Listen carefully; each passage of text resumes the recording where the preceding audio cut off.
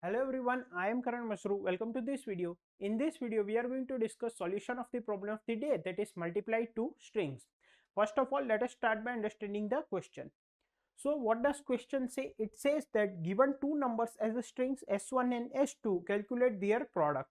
So basically we are given two strings which represent two different numbers. So basically the characters of the strings will be the digits from 0 to 9 because they represent numbers, and we need to calculate the product of the two numbers which are represented by the two strings. So basically their multiplication. Okay, note the numbers can be negative and you are not allowed to use any inbuilt functions or convert the strings to integers. There can be zeros in the beginning of the numbers. So what is saying that there can be zeros in the beginning of the numbers and we cannot use any built-in functions. So there are built-in functions which help to convert strings to integer, right? But we cannot use any of them. So what it basically means is, suppose you are given a string s1 is equal to, let's say, 3, 4 and 5, and a string s2 is equals to, let's say, 1, 2.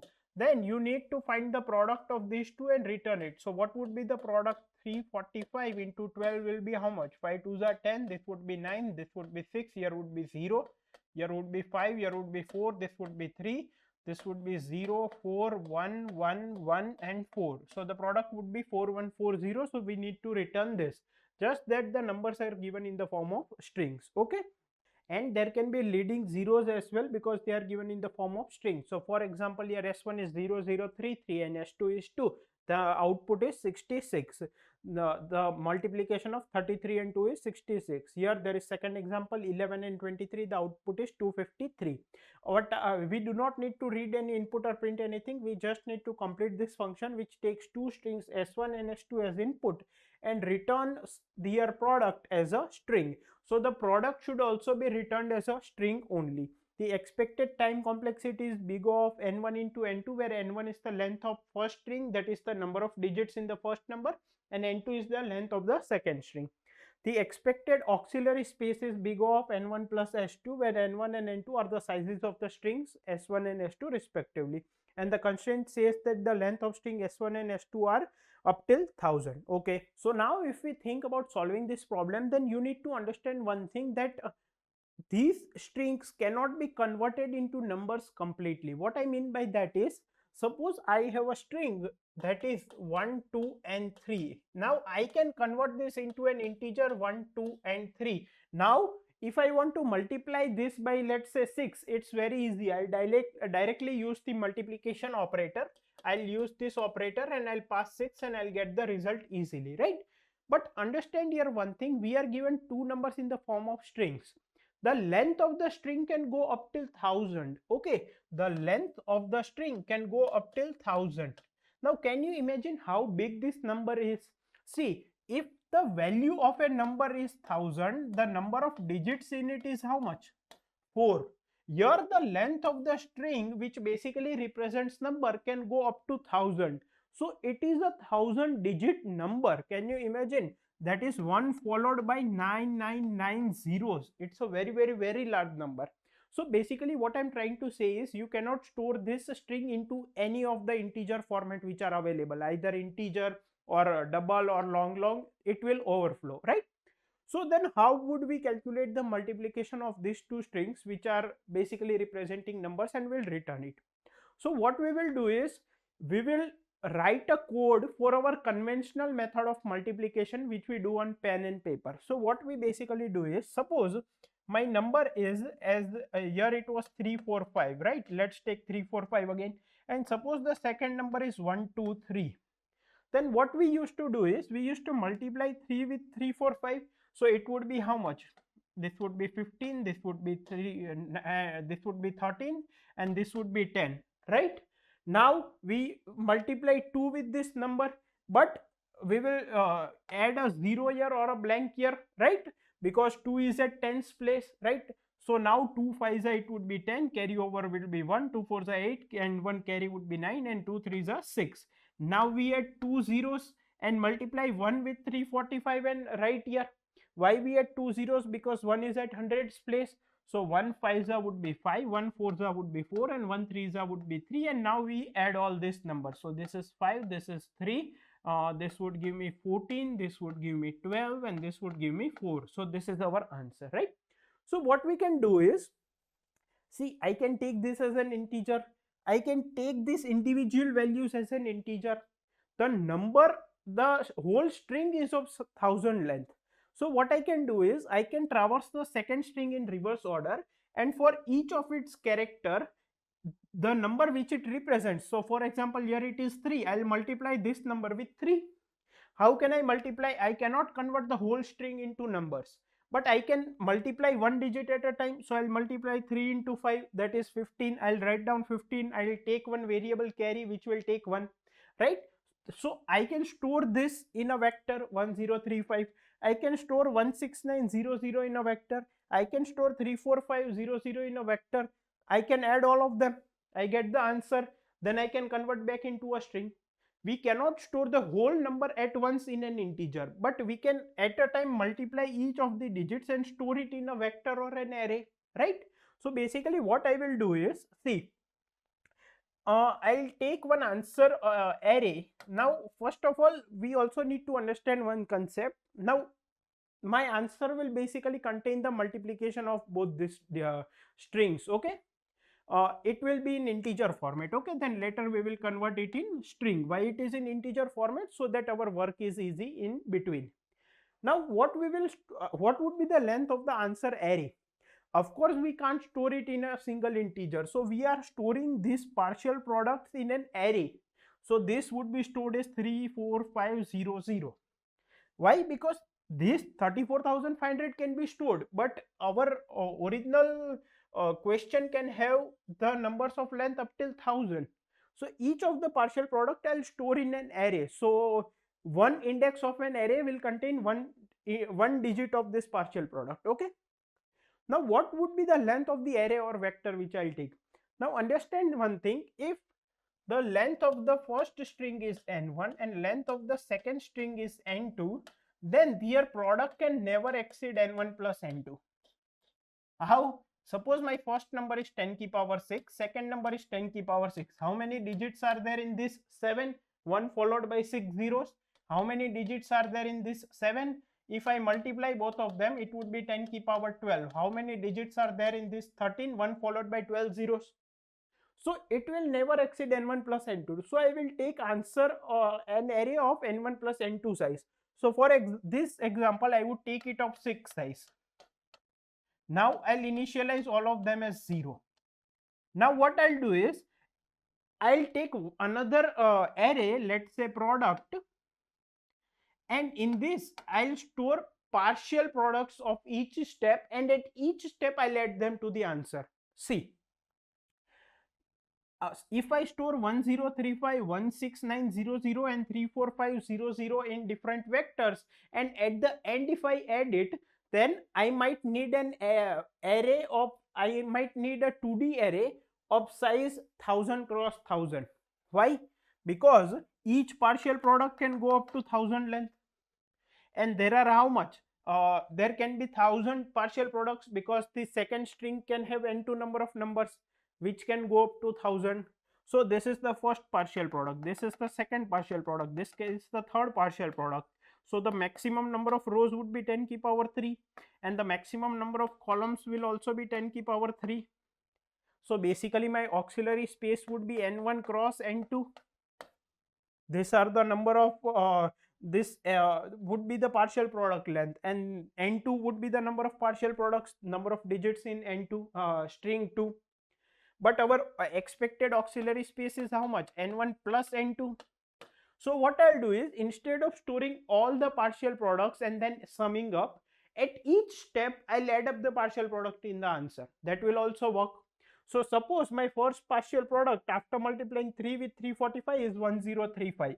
I'll also take this as length 6. Okay, so that is 1035. So this is 1035. Now I'll add it into the answer. So after this step, my answer would be 001035. So now I have added the first partial product into the answer. Now I'll move on to this digit. What would be the partial product? 6900. This is the carry which I got during addition, so don't consider this. this 2 multiplied with 345 will give me 690, and there would be 1 0. So what I'll do is I'll store 690, which is the partial product of 2 into 345, and I'll shift it by one position. So I'll get 6900. So this would be my partial product, and I'll add it to the answer. So what I'll do is I'll add it to the answer array. So answer array is also of size n1 plus n2, and product array is also of size n1 plus n2. And in each step, what we do is we add index by index. So this and this indexes are added, this and this indexes are added, this and this indexes are added, and so on.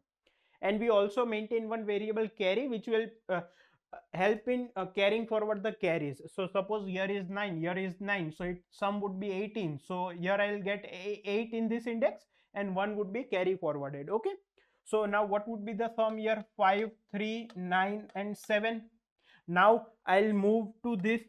So what would be the partial product? It would be 345, but I have to shift it by two positions. So it would be 345 and followed by 2 zeros. Now I'll add this to the answer. So that would be 345 and 2 zeros. So this is 5, this is 3, this is 4, and 7 and 4 is 11, and 1 is 12, and this would be 4. So it is 42,435 which we got here. So basically what we will do is we will take an array answer of size n1 plus n2. We will take an array product of size n1 plus n2. A answer will contain our final answer, but since the value can be so large, we are storing each digit in an index of an array. Okay, at each point of an array, we cannot store it in any single integer. And product will contain the partial products, right? I will loop from year to year, and in each step I'll multiply these numbers. So suppose if I am here, I'll multiply it with 5, 4 and 3 and store it in partial product. Add that partial product to answer at each step. Why? So that I do not need to take 2D matrix of size n1 plus n2, which will require to store all the partial products. So at each step, keep adding the partial products, right? Now, what would be the time complexity? So the time complexity would be big O of n1 into n2, because for each digit of n2, I am traversing all the digits of n1 to multiply them. So for each digit, for each digit in string s2, I am traversing all the digits in string s1. Number of digits in s2 is n2, and number of digits in s1 is n1. So the total time complexity would be n1 into n2. What would be the auxiliary space?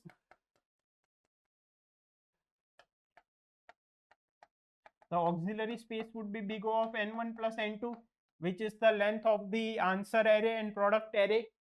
Then we will use some variables like carry, which will help us in carrying forward the carries, and a variable shift, which will help us in shifting the partial products, but those are only the variables. So the auxiliary space would be this. And finally what we will do is, finally we will convert this answer vector or array of numbers into a string. So basically we will add that corresponding digit into the string format. So if my answer is this, then I'll add let's say A is my answer string, so it will contain 42435, but in string format, right? And then we'll finally return it. And I hope you have understood this. Now let's look at its actual implementation. So now if we look at the actual implementation, then what I have done is I have taken n as the size of first string, m as the size of second string, then some variables which we will look forward how we will use them. Just two variables I am telling. Carry will help us in taking forward the carries while adding or multiplying, right? So if we multiply 5 with 4, we get 20, so 2 would be carry. So that will help us in that to carry forward the carries. And shift is basically by how many positions the partial products need to shift. So first of all, it will have 0 shifts, then second it will have 1 shift, then 2 shifts, and so on. I have taken two vectors, answer of size n plus m, that is the sum of the strings of sum of the length of strings of s1 and s2, and I have taken one product. Answer will contain the final answer, the final product, and the product will contain partial products at each step. Finally, I'll convert the answer into a string A and I'll return A. So I've taken string A. Okay. Now what we need to do, basically we need to, how we do multiplication on pen and paper, we start traversing the second number from the end, right? And each digit we multiply it with the first number. So that's why I have started traversing with the help of variable j, the second string. So j equals to m minus 1, j greater than equal to 0, j minus minus, right? Now In the question they have said that the numbers can be negative. Now how will they represent negative numbers with the help of the string? At the first index they will have a negative sign. So what I have said, if s2 of j is equals to minus, this can only occur at j equal to 0 if the number is negative. Then I'll break it because there are no further digits to be considered. This would be index 0 only, and we are not doing anything with the minus sign, we are just calculating the product. We will take care of the minus sign at the end in a easy manner, right? Now this is shift, so shift of the partial product. So first of all j would be m minus 1, then m minus 2, then m minus 3, and so on. So what would be the shift? First of all it should be 0 for partial product, then 1, then 2. So m minus 1 minus j, j is m minus 1, so what would be the shift? So if I write it, first of all m minus 1, j is how much? M minus 1, so this is 0. Then in the second step j would be m minus 2, so the shift would be 1. Then m minus 1, this is 1, okay, minus m minus 3, so the shift is 2. The partial products get shifted, so that is represented by shift. Carry, as I said, will help us in carrying forward the carries. I have initialized it with 0 for before calculating each partial product. Also I have marked product of I equals to 0 before calculating the partial product in product of I. Okay, here I'll store the partial product. Now suppose I have two numbers, that is 1 2 3 4 5 6. This is with the help of the string. Suppose I am here and I need to calculate partial product of 1 2 3 into 5. Okay, but these two are string formats, right? They are characters, so I need to convert them into integers to calculate product. So k1 represents this one. So k1 is equals to s2, that is string 2 at index j minus this character, because this would be in the character format 5. If I subtract from it 0, it will give me the integer value 5. So that is k1. Okay, then I have got this as integer. Now I need to traverse this and multiply 5 with 1 2 and 3, right?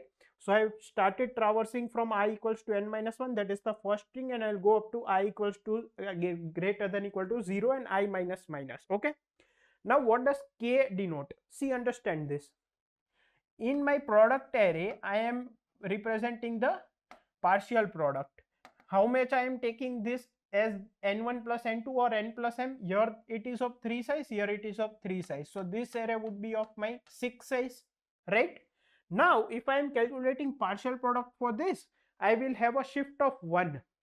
So 5 into 3 15 should start from 1, carry would be 1, then 5 2s are 10 and carry over 1, so it is 11, and again I'll get 1 carry.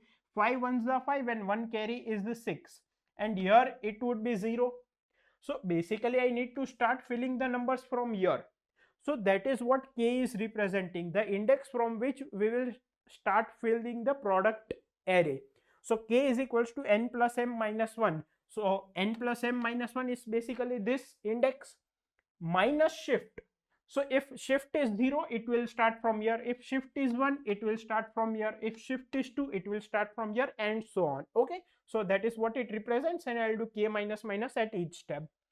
If s1 of I equals to minus break, again if the first number is negative, at 0th index it would have a minus sign, so we will break it. Okay, now we have got this into k1. Now we will take these digits into k2. Then we will multiply k1 into k2 and take the product. So k2 is equals to s1 of I minus 0. Now the product is k1 into k2 plus carry, because 5 into 3 is 15, so I get 1. Now again k1 is 5, k2 would be how much? In the second step it would be 2, so 5 2s are 10, but I also need to consider this carry, and it will become 11.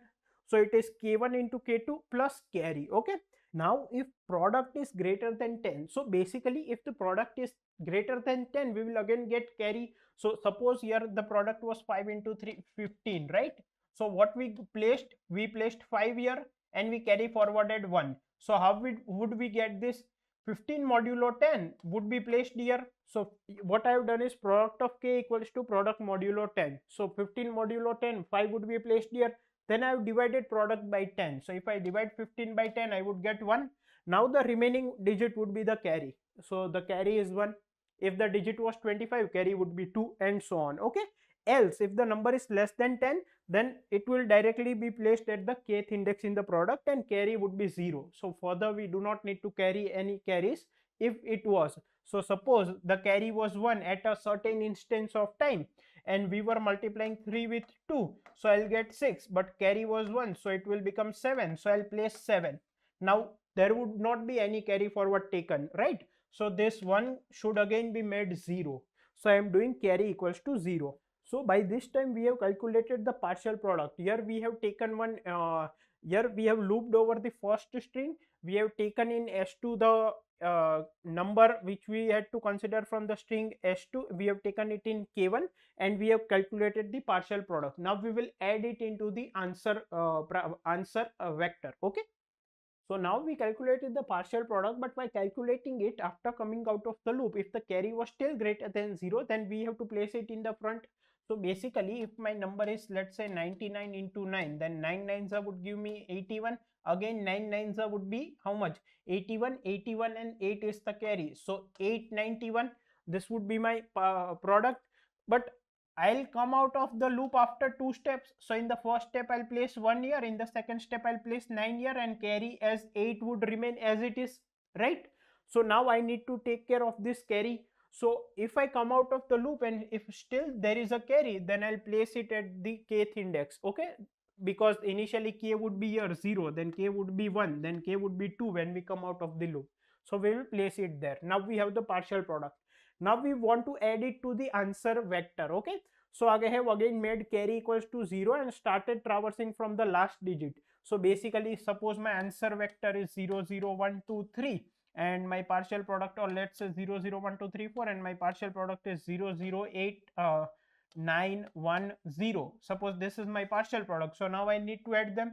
So I'll add digit by digit and I'll carry forward with the help of carry. So starting with the last index, the sum is product of I plus answer of I. So this is answer of I, this is product of I, add them and also add the carry, right?